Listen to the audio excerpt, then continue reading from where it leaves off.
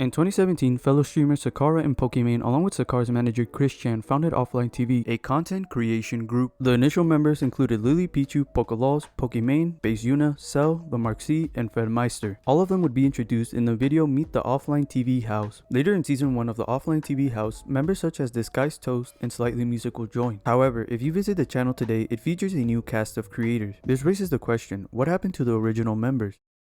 Before the creation of OfflineTv, Yoona lived with Skara, living in a house with one other member where they attempted to become Viners. Skara supported Yoona by paying his rent for a year and giving him opportunities to advance his streaming career. The house would eventually fail, but from this failure Skara went on to establish the OfflineTv house. Yoona would become the first member, followed by Pokimane. However, behind the scenes, Yoona seemed to lose his passion for content creation, which frustrated Skara. Skara eventually gave Yoona an ultimatum to improve his work ethic and attitude, although Yoona showed some improvements in his enthusiasm and seemed that he had lost his passion, which led him to be kicked out of the house. Despite this, he remained part of OfflineTv, living separately but making his appearances on the OfflineTv channel throughout 2017. But in early 2018, OfflineTv posted a video titled OfflineTv Changes and Updates, where they announced Yoona had left the group. Additionally, I'd like to announce this kind of sucks because he's one of my best friends, the departure of Yoona. What ended up happening at the start of the year was IRL started exploding, and unfortunately we messed up and I messed up in being able to communicate with him. We all messed up. Sorry, Yoona. In our ability to kind of coordinate IRL kind of trips, and a lot of times they ended up being impromptu, and since he lived so far away, we didn't give him much of a heads up, and honestly that's our fault. Yeah, it ended up just being really hard to involve him in stuff because he lived so far. We should have handled it better. Yeah, which kind of created a bit of a distance between us as a group and him, as well as the community, which was just unfortunate. Yeah, and we decided because of that to eventually just kind of part ways. But please still follow and support him here, and he is still going to be a great friend to the house and to me personally.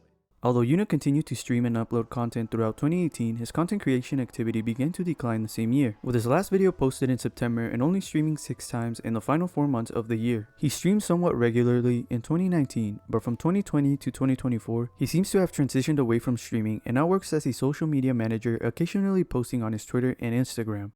Both Xell and the Markz knew each other before the launch of OfflineTv. As a result, they both joined the group at the same time and played instrumental roles in launching the OfflineTv YouTube channel. Serving as creative directors and appearing in videos, they were active members throughout 2017, but in 2018, problems started to appear. The rise of IRL content as a popular streaming meta led to many members shifting away their focus from the channel. This frustrated Xell and Markz as it made content planning challenging, with members streaming constantly at the house. During these changes, Xell discovered that his Twitch link had been removed from the OfflineTv subreddit. When he asked the mods to restore it, they refused, causing him to become suspicious. On April 11th, Xell started a stream announcing that he had been fired from OfflineTv. During the stream, he held a Q&A session, explaining the reasons he believed that led to his termination, and emphasizing that he remained friends with all the members. The next day, OfflineTv posted a tweet thanking him for his contributions. A few days later, on April 16th, Mark and Xell tweeted from Mark's account, revealing that Mark had also been let go from OfflineTv. Both cited lack of communication and a rushed working environment as the main reasons for their dismissal, also mentioning that they were offered a chance to return under a new structure, but declined due to their disillusionment with the proposed solution. OfflineTv also released a tweet explaining their decision to part ways with both Mark and Xell, also stating their intentions to rebuild to prevent similar issues in the future. This would only be temporary because in July both Xell and Mark returned to OfflineTv and resumed their positions and continued to work through 2018. In 2019, they began creating more serialized content such as Detention at Offline High and Offline Odyssey. Unfortunately, these videos did not achieve the expected viewership and caused burnout among the members due to the demanding filming schedule. As a result, the group decided to shift their approach, and another member, Fedmyster, took on the role of content lead, filling the roles previously held by Mark and Xell. Now wanting to become a cameraman, both Xell and Mark decided to leave the group. Since leaving OfflineTv, Xell has continued to stream on Twitch and occasionally post on YouTube, and he appears to have found a job as an event producer. Mark, on the other hand, has stepped away from his content creation and focused on his role as an LCS commissioner, with both doing well in their respective fields. Pokelawls is a Canadian Twitch streamer who initially gained popularity through his Overwatch streams, being known as the funny guy and entertainer of the group, but his stay with OfflineTv was short-lived, only appearing in a total of 11 videos before facing a problem in October 2017. At that time, Poke's visa was expiring, needing him to return to Canada to renew it. He assured his housemates that he would be back within 1 to 2 weeks, in time for BlizzCon, and asked if they could hold his spot in the house. Despite his request, when he returned to Los Angeles, he found his spot had been given to Disguised Toast. He later announced on Twitter that he was no longer with OfflineTv. After being kicked out, Poke turned his focus to his Twitch channel, beginning to stream VR chat toward the end of the year. This pivot significantly boosted his viewership, going from under 1,000 to over 10,000 by the start of January. During this period, many streamers secured sponsorships from VR headset companies. Poke was interested in a sponsorship, but he encountered an issue when OfflineTV's manager had already used Poke's name to secure a deal with HTC. Dude, OfflineTV scammed me, man. What do you mean? Well, it's because it was after OfflineTV, and then I was popping up VR chat, and the management used my name with Offline and got them all HTC sponsorships, and I didn't get one. What? Ouch. I'm surprised. Wait. I'm surprised you didn't get your own just free one just as you. Yeah. Dude, I messaged them. I was trying to talk to them and said your management already talked to us, and it was OfflineTV. And when I finally got to talk to them, they offered me an affiliate deal where if I had a code, that's it, nothing else. I said, ouch. Despite this setback, Poke continued to stream. In July, OfflineTV publicly discussed why he had left the group. For starters, as most of you guys probably already know, Pokelawls is no longer with us. You probably also know that he's Canadian, so to be able to stay in the US, he would have needed a visa, which he didn't end up getting, unfortunately. But we are still really great friends with him, so we hope you guys still support him on all of his channels, and maybe he'll be featured in something down the road. In June 2023, while watching TikTok clips on a livestream, Poke came across a video of Pokimane explaining why she was stepping down from OfflineTV. This prompted him to make a joking comment and share his own story of his departure. Okay, so what was happening? I had no time in America left, right, chat? I had no time in America left. I had BlizzCon in a month, right? And I was like, okay, guys, I'm gonna go back home to Canada. Come back in like a week or two for BlizzCon, if you guys are cool with that. You know, hey, it was like a joking, like, hey, keep my spot, please, in the room. If you guys could give me, like, I'll sleep on the couch or something. I need a place to stay for BlizzCon. You know what I'm saying? And they're like, okay, cool.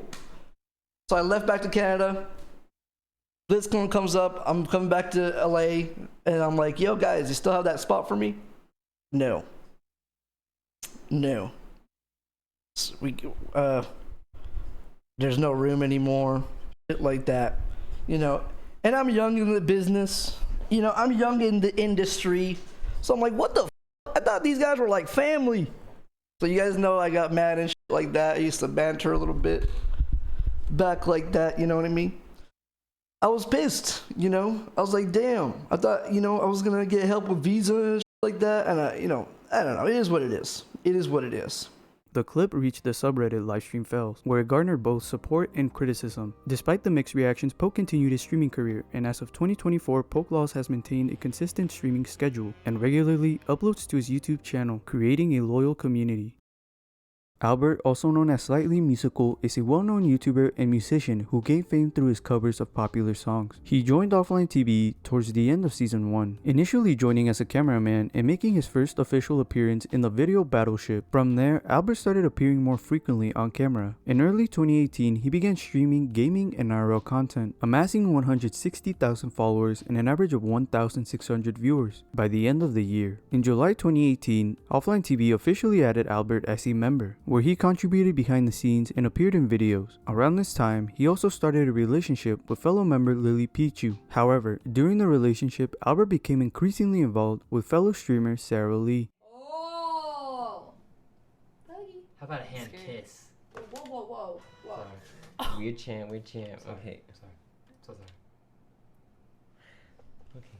Aww. In late October of 2019, rumors came to head when Sarah Lee accidentally revealed a Google Doc containing flirty conversations with Albert during a livestream, sparking controversy. On November 9th, various OfflineTV members tweeted cryptic messages. At the time these tweets were posted, Albert and Lily were in Japan. Once Lily heard about the situation, she posted an Instagram story stating that she would be returning back to Los Angeles early. The next day, Lily Pichu released a tweet longer explaining that she and Albert had broken up and apologized for the subtweeting by OfflineTV members. Subsequently, some members apologized for their comments and expressed support for Lily. On November 13, Albert released his own tweet longer, admitting to being unfaithful to Lily and called it one of the worst mistakes of his life. Following this, Sarah Lee issued an apology, acknowledging her selfishness and apologizing apologizing for the pain she caused. As a result of these events, Albert left OfflineTv and took a hiatus from content creation. He returned in October 2020 with a video titled "Hey, It's Been a While," where he shared his experiences over the past year. A few days later, he also returned to Twitch, where he goes into further detail about his decisions. So one,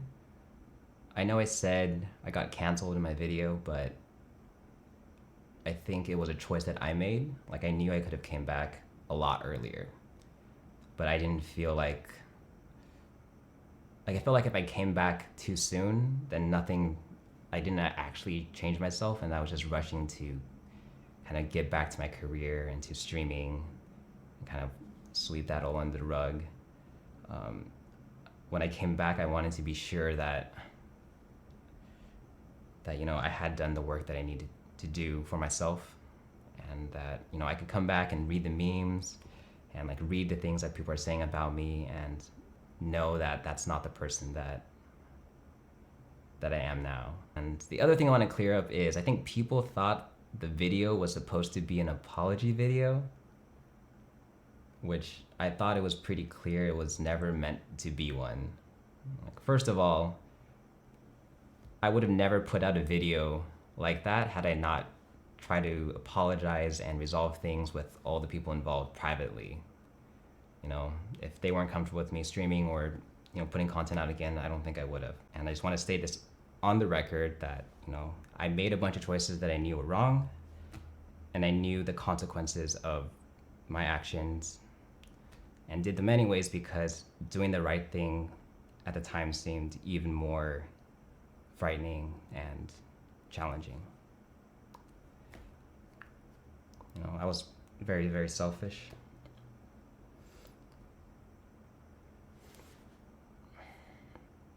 I let my cowardice and my selfishness get the better of me, and I ended up hurting a lot of people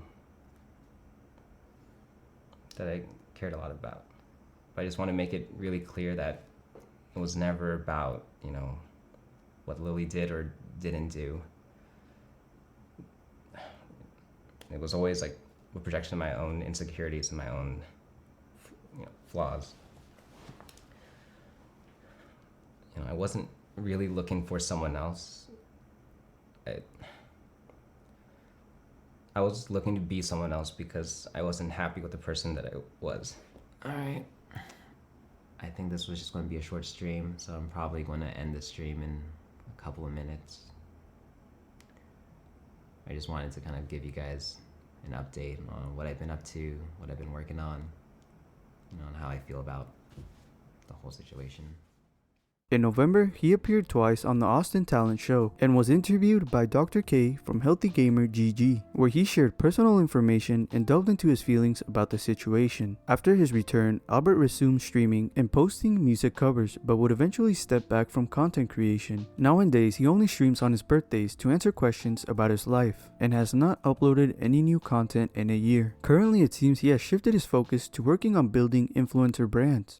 Before joining OfflineTv, Federico, better known as Fedmyster, worked as an editor for YouTuber and professional League of Legends player I Will Dominate. One day, OfflineTv's manager contacted Fed, inviting him to join the team to assist with editing. Initially apprehensive, he ultimately accepted the offer after learning he would be working alongside Xell and Markz. He would instantly start working and contribute significantly by creating ideas and editing most of the videos. In early 2018, he began streaming consistently, doing IRL and gaming content. Over time, Fed assumed more responsibilities within the OfflineTv group, which greatly boosted the OfflineTv brand. However, on June 27, 2020, Yvonne, a member of OfflineTv, posted a tweet longer detailing inappropriate interactions with Fed. She described 2 incidents where Fed, while drunk, entered her room, laid in her bed, and made unwelcomed advances. She initially kept these incidents private to avoid disrupting the group dynamic. The same day, Lily Pichu also shared her uncomfortable experience with Fed, stating that he had acted inappropriately towards her while they were both intoxicated.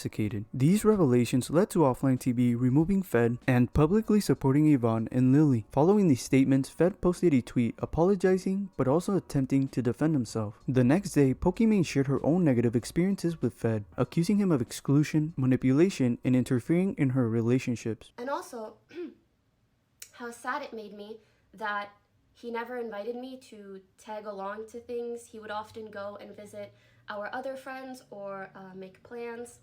And I just thought it was really weird that if we are so close, why do you never bring me along to hang out with anyone else? Even though, and also because everybody else, like I already knew them for many, many years. So even though I would bring this up to him, he still continued to act this way and exclude me. It hurt my feelings a lot, and I thought perhaps people just didn't want me around, so I didn't want to impose. And anytime he or anyone else did try to include me, the way people treated me just felt kind of off, but ultimately I just put it on myself, or maybe me sucking and people not liking me, I don't know. My close friend and this guy that I want to get to know, like, they're getting along so well. That's really nice to see. Even though I was a bit sad that I couldn't actually talk to the guy, but whatever. Later that night, after the party ended, I texted this guy. And I was like, oh, kind of sucks, like, we didn't get to hang out. And he was like, yeah, you seemed really busy. And I was like, me busy? Like, you and Fed were, you know, 2 peas in a pod all night. And he goes, oh, yeah, like, what's going on with you guys? And I was like, what do you mean, what's going on? And the guy informed me that Fed told him that we were together when we weren't, and that he told the guy not to tell anyone, not to talk to anyone about it, not to talk to me about it. And that was the first time that Fed just, like, massively broke my trust, and I could never trust him or look at him the same way. And I'm very grateful that the guy in question told me this, even though Fed told him not to. And then I retroactively asked someone else from kind of the past whether Fed had said something similar to him, and they did. And I very recently, just today, found out that he said the same thing to another guy. And the guy I found out about today was someone else that, like, I was seeing or wanting to get to know. This was the first time I opened up about my past experiences with Fed to all the girls in our friend circle, and this led to everyone slowly opening up about their negative experiences with Fed. Mind you, I felt like it was a good enough time to talk about my resentment because it was way past everything that happened. It was crazy to see that just about every girl had a Fed story. We all realized we brushed off our negative experiences in order to not disturb the social circle, to avoid issues, and because we figured they were just slip-ups.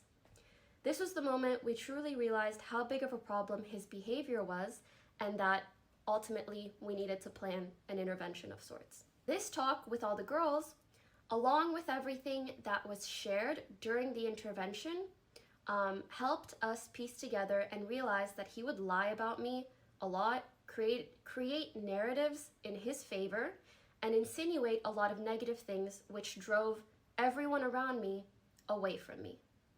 There's been multiple instances of Fed pursuing a girl in the scene, suddenly losing interest, and then bad-mouthing that girl to us, giving us a negative impression of that girl. We would later find out from these girls that he made unwanted advances on them. While there's nothing wrong with shooting your shot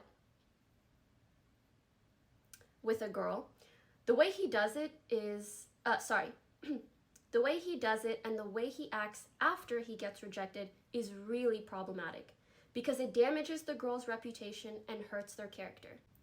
I want to put a huge emphasis on this.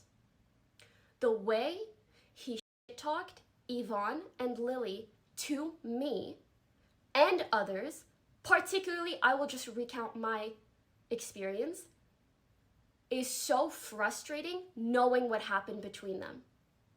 The Yvonne incident happened and Fed would start talking to me. I'm so sorry for being emotional. He would talk to me about how Yvonne was lazy and not working enough and playing League all the time. And I was concerned. And he would say, oh, she like won't work on OTV stuff with me or brainstorm and blah, blah, blah. And this discussion got to the point of us almost letting Yvonne go from the company because we thought she just like wasn't interested enough in working with us. When in reality, her behavior was entirely because of the incident that happened between them two. And so it just blows my mind that he would try to manipulate the narrative in that way. And kind of aggressively, if that makes sense. Like, he was really not wanting her there anymore. It was not our first resort by any means. And initially, Yvonne wasn't even going to come out with a statement at all. During the intervention, he was surprisingly apologetic. Like, we were borderline impressed at how apologetic he seemed. His words were the things that we wanted to hear.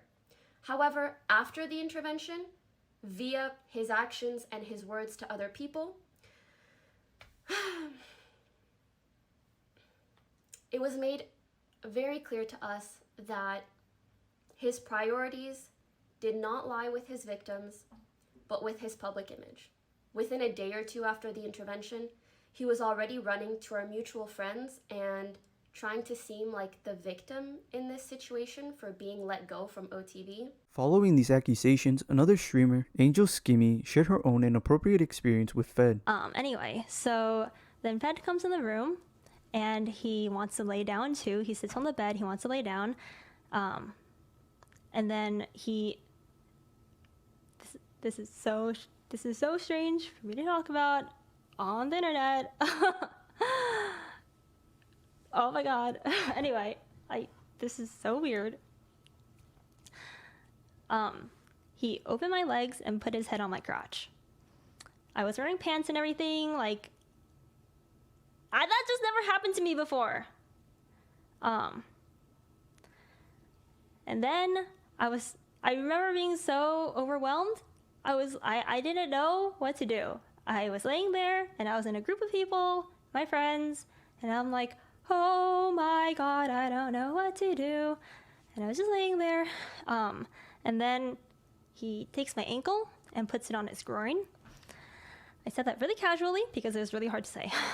Anyway, that only lasted for like a split second because I immediately moved my foot off because I was not okay with that. And that moment was the moment that, like, that moment was the moment. That was the moment. That was the moment. That was the moment that really, like, shook me a lot. After these events, Fed remained silent for a period of time before reappearing on November 25th, when a 25-page document he wrote was leaked. In it, he first apologizes, then goes into the main reason for the document, accusing Pokimane of twisting the truth about the situations she had mentioned on her livestream. He claimed that during the 2018 Taiwan trip, they began to form a close bond through personal conversations, which continued once they returned to the OfflineTv house, that later evolved into an occasionally flirtatious dynamic. However, in March, they had a discussion acknowledging that pursuing a romantic relationship wasn't possible due to their shared living arrangements and their stakes in the company. Despite their decision not to pursue a romantic relationship, they continued to exchange flirtatious messages. However, whenever Pokimane showed interest in someone else romantically, she would distance herself from Fed, but once her interest in the other person faded, she would resume their flirtatious interactions. Fed stated that he would become jealous, insecure, and even act out because of this. Fed also labeled Pokimane as possessive in his document, citing an instance where she criticized Jody, a female streamer Fed was interested in. He supported his claim by sharing screenshots of Pokimane's comments about Jody. Fed also addressed accusations of interfering with Pokimane's relationships. He provided explanations for his actions, stating that he shared information about his interactions with Pokimane to seek guidance rather than to intentionally sabotage her relationships. Fed also clarified instances where he spoke to individuals Pokimane was interested in, showing two examples involving a roommate named Josh and the other involving a person named Steve. In both cases, Fed claimed he did disclose his flirty relationship with Pokimane to them, but in the instance of Steve, Fed encouraged him to pursue Pokimane. After addressing the relationship situation, Fed turned to the allegations involving Yvonne. He asserted that he never actively sought to have Yvonne fired. Instead, he accused Pokimane of being the one who wanted Yvonne removed from the organization. Fed supported his claim by providing screenshots. This accusation shifted the focus onto Pokimane and added another layer of complexity to the situation. The next day, Pokimane responded by livestream, but after creating more questions than answers, she would release a document refuting Fed's claims and providing additional context. She denied wanting Yvonne fired and provided evidence of Fed's earlier complaints about Yvonne's work ethic. She then addressed their relationship, but her explanation didn't offer significant clarification, leading to people still being confused. Pokimane would end her document with discussing the situation involving Jody, explaining that Fed had confided in her about feeling exploited by Jody, which skewed her perspective of Jody in a negative light. Later that day, Pokimane observed Jody streaming and discussing Fed, which ultimately resulted in her venting her frustrations to Fed, a conversation he actively encouraged. This interaction ultimately led to the messages Fed included in his document. The back and forth continued, with Fed releasing another document, restating his points but failing to present a strong rebuttal. After this, Fed once again disappeared before briefly resurfacing on social media in June 2021, uploading a video titled "Changing My Life." In the video, he reflected the impact of the drama and the subsequent changes he made in his life. Towards the end of the video, he announced the date he planned to resume streaming. He later deleted the video due to backlash, as he seemed to focus more on himself rather than showing any significant personal growth or addressing the people he had hurt. When Fed started his stream a couple days later, he initiated with apologies directed towards Yvonne, Lily, and Pokimane. Following this, he engaged in a Q&A session with his viewers. You guys have all read Yvonne's thing a year ago. I was physically inappropriate with her, not once, but twice. I didn't touch her in any private areas, but what I've learned this year is that does not matter, because it was behavior that didn't get her explicit consent from. This qualifies as sexual assault. I'm gonna go on record and say that, as hard as it is to say, but it's the truth. And I think, it was very valid for Yvonne to come out and express that violation. I violated her right to consent, guys, and then I took that power away from her, and that was not okay. I thought I apologized and I thought we moved forward, but that was super naive of me to think. It was super naive of me to think because she was not okay. I just want to say I totally respect her decision to come out and kind of resurface it again 2 years later, because you know what, it was a wake-up call for me to actually do the work and improve and you know what, learn to hold myself accountable. I think the next thing I want to talk about is Lily, and if those of you don't know, she was dealing with personal issues with her breakup, and I'd been, taking care of her and hanging out with her. She was in a very dark place, so I wanted to be around her to make sure she was okay. This is someone that meant the world to me, so her happiness was important to me. As I'm hanging out with her so much, there was this sense of intimacy that started to grow, and it started to grow with when you hang out with someone so much, and there was a time when I was in her room and I asked hey, can I give you a foot rub? And she was like, okay. And she said yes, but we were tipsy, and in the moment it felt real and honest for me to say I kind of like you, but when I woke up the next morning, it was oh shit, I did not